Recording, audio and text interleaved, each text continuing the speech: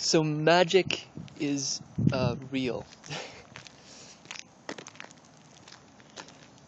You can look at it this way. You know, when we use language, when we invoke new languages, and or create novel words, that's a word magic, as it were. In the mind, you're creating something that was new.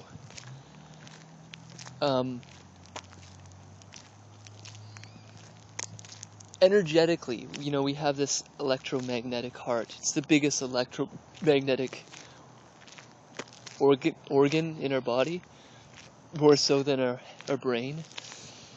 We can adapt the electromagnetism in that heart. And in so doing, we're creating novel, directed energies, as it were. Now, this can be used to enhance others. It can be used neutrally, sort of. Or it can be used to hurt others. Same with the mind, right? Language and twisting words can be used poetically to enhance one's experience, make it a more beautiful, artistic, and mutually, benefiting world in a sense. Or it can be used to confuse, to spin, to create destruction in certain ways. This energy magic, as it were, I believe can be highly focused. Now, when you hear about people talking about, the vibes in the room are good, typically most people sitting in the room haven't really trained their energies, their heart energies.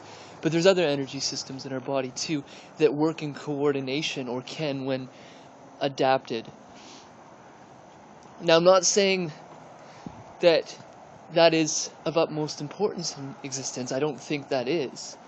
However, in a time when this intelligence has been so encased in secrecy and used for negativity, I think it's very important for people to understand that it can be used in a very positive way, just like walking into a room with good vibes. That's all it really is, in a certain sense. Although it is composed of, or emanating from a being of intelligence. You, for example, you have that capacity within you, and you can create that. Some might argue it's coming in part from another source. I don't necessarily think that's needed, but it can be. That could be the case. And I'm very open to that notion. The bigger point here is that this does exist, and that it has been manipulated and used. Like, take Hitler, for example, just obsessed with occultism in many regards.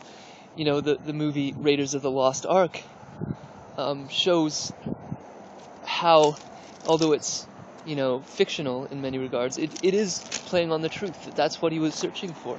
Something like the Ark of the Covenant. Now, arguably, and quite literally, when you look into the history, there was a lot of interplay here. War is the biggest game of business, and you had players on both sides. Many of them, of course, were American. However much we want to deny that.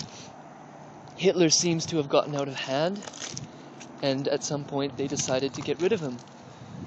But this man believed strongly in occultism, and had his followers, the Nazis, believing, in a sense, that, although, again, it was watered down, because that's where the power goes. The power goes to those who know, in a certain way.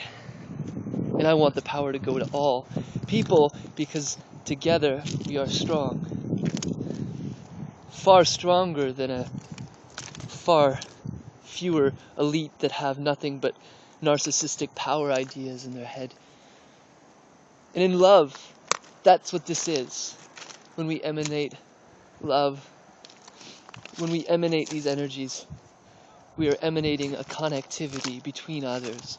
We're creating a pattern in space-time that can enhance our realities. That's where uplifting, that's where the future ought to go. And I think it is. I really do. I think these people are impotent in a major way. Their narcissism has blinded them. They think they've got us beat.